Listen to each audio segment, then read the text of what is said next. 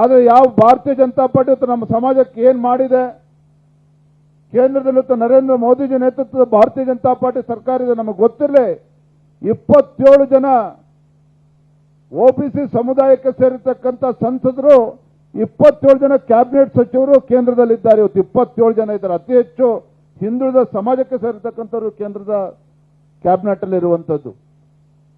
ಸ್ವತಃ ಪ್ರಧಾನಮಂತ್ರಿಗಳು ನರೇಂದ್ರ ಮೋದಿಜಿ ಅವರು ಅತ್ಯಂತ ಹಿಂದುಳಿದ ಸಮಾಜಕ್ಕೆ ಸೇರಿರ್ತಕ್ಕಂಥವ್ರು. ಆ ಕಾರಣಕ್ಕಾಗನೇ ಇವತ್ತು ಕಾಂಗ್ರೆಸ್ ನೋಡು ಪದೇ ಪದೇ ಪ್ರಧಾನಮಂತ್ರಿಗಳ ಮೇಲೆ ದಾಳಿ ಮಾಡ್ತಕ್ಕಂಥದ್ದು. ಗಾಂಧಿ ಕುಟುಂಬ ಬಿಟ್ಟರೆ ಬೇರೆ ಯಾರು ಕೂಡ ಆ ಪ್ರಧಾನಮಂತ್ರಿಗಳ ಕುರ್ಚಿಲಿ ಕೂರೋದಕ್ಕೆ ನಾಲಾಯಕ ಅಂತ ಹೇಳ್ತು ಕಾಂಗ್ರೆಸ್ನ ಭ್ರಮೆ ಇವತ್ತು. ಆದರೆ ಪ್ರಧಾನಮಂತ್ರಿ ನರೇಂದ್ರ ಮೋದಿಜಿ ಅವರು 3ನೇ ಬಾರಿಗೆ ಪ್ರಧಾನಮಂತ್ರಿಗಳಾಗಿ ಭಾರತವನ್ನು 2047 ಇಸ್ವಿಗೆ ನೋಡ್ರಿ ಅವನು ಯಾರು ಫೋನಲ್ಲಿ ಮಾತಾಡೋದು, ಒಂದು ವಿಕಸಿತ ಭಾರತ ಆಗಿ ಪರಿವರ್ತನೆ ಮಾಡಬೇಕು ಅಂತೇಳಿ ಪ್ರಧಾನಮಂತ್ರಿ ದಾಪುಗಾಲಾಗ್ತಕ್ಕಂಥ ಸಂದರ್ಭದಲ್ಲಿ ಬಂಧುಗಳೇ, ನಾನಿವತ್ತು ಪ್ರಾಮಾಣಿಕವಾಗಿ ಹೇಳ್ತಾ ಇದ್ದೇನೆ, ರಾಜ್ಯದಲ್ಲಿ ಕಾಂಗ್ರೆಸ್ ಸರ್ಕಾರ ಇದ್ರೂ ಸಹ ಇವರ ಪಾಪದ ಕೊಡ ತುಂಬಿದೆ. ಇವತ್ತು ಪಾಪದ ಕೊಡ ತುಂಬಿದೆ. ಯಲ್ಲಾಪುರದಲ್ಲಿ ಒಬ್ಬ ದಲಿತ ಹೆಣ್ಮಗಳು ಬರ್ಬರ ಹತ್ಯೆ ಆಗ್ತದೆ. ಒಬ್ಬ ಸಚಿವ ಹೋಗಿ ಆ ದಲಿತ ಕುಟುಂಬಕ್ಕೆ ನ್ಯಾಯ ಕೊಡುವಂತ ಕೆಲಸ ಮಾಡೋದಿಲ್ಲ.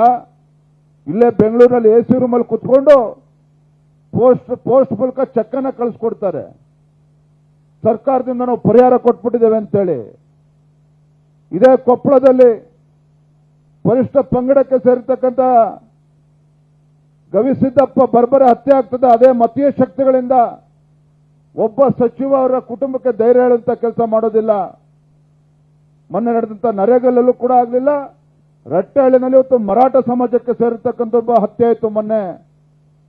ಇಡೀ ರಾಜ್ಯದಲ್ಲಿ ಇಡೀ ದೇಶದಲ್ಲಿ ಆಗದೆ ಇರತಕ್ಕಂಥ ಘಟನೆಗಳು ಕರ್ನಾಟಕ ರಾಜ್ಯದಲ್ಲೇ ಯಾಕೆ ಆಗ್ತಾ ಇದೆ, ಇದನ್ನು ನಾವು ಯೋಚನೆ ಮಾಡಬೇಕಾಗಿದೆ. ಕರ್ನಾಟಕ ರಾಜ್ಯದಲ್ಲಿ ಇವತ್ತು ರಟ್ಟಹಳ್ಳಿ ನಡೆದಂತ ಘಟನೆ ಇರ್ಬೋದು, ನರೇಗಲ್ಲಲ್ಲಿ ನಡೆದಂತ ಘಟನೆ ಇರ್ಬೋದು, ಯಲ್ಲಾಪುರದಲ್ಲಿ ನಡೆದಂತ ಘಟನೆ ಇರ್ಬೋದು, ಕೊಪ್ಪಳದಲ್ಲಿ ನಡೆದಂತ ಘಟನೆ ಇರ್ಬೋದು, ಇಡೀ ದೇಶದಲ್ಲಿ ಎಲ್ಲೂ ಹಿಂದೂಗಳ ಹತ್ಯೆ ಆಗ್ತಾ ಇಲ್ಲ. ಕರ್ನಾಟಕ ರಾಜ್ಯದಲ್ಲೇ ಯಾಕೆ ಆಗ್ತಾ ಇದೆ ಅಂತ ಹೇಳಿದ್ರೆ, ಈ ಲಜ್ಜೆಗೆಟ್ಟ ಕಾಂಗ್ರೆಸ್ ಸರ್ಕಾರ ತನ್ನ ವೋಟ್ ಬ್ಯಾಂಕಿನ ದುರಾಸೆಯಿಂದ ಇವತ್ತು ಅಲ್ಪಸಂಖ್ಯಾತರ ಓಲೈಕೆ ರಾಜಕಾರಣ ಇವತ್ತು ಏನ್ ಮಾಡ್ತಾ ಇದೆ.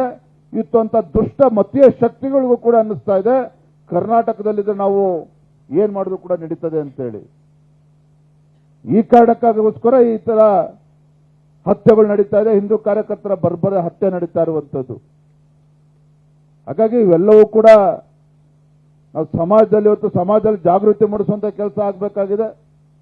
ಇವತ್ತೇನಾದರೂ ಕರ್ನಾಟಕ ರಾಜ್ಯದಲ್ಲಿರ್ಬೋದು, ದೇಶದಲ್ಲಿರ್ಬೋದು, ಎಲ್ಲ ಸಮಾಜಗಳನ್ನು ಒಗ್ಗೂಡಿಸಿಕೊಂಡು ಸರ್ವರಿಗೂ ಸಮಪಾಲು ಸಮಬಾಳು ಸಾಮಾಜಿಕ ನ್ಯಾಯ ಈ ಕೊಡ್ತಕ್ಕಂಥ ಶಕ್ತಿ ಆದರೊಂದು ರಾಜಕೀಯ ಪಕ್ಷಕ್ಕಿದೆ ಅಂತ ಹೇಳಿದ್ರೆ ಅದು ಭಾರತೀಯ ಜನತಾ ಪಾರ್ಟಿಗೆ ಮಾತ್ರ ಅನ್ನೋದನ್ನ ನಾವೆಲ್ಲರೂ ಕೂಡ ಅರ್ಥ ಮಾಡ್ಕೋಬೇಕು ಅನ್ನೋ ಮಾತನ್ನ ಸಂದರ್ಭ ಹೇಳ್ತಾ ತುಂಬಾ ಸಂತೋಷ ಆಗಿದೆ.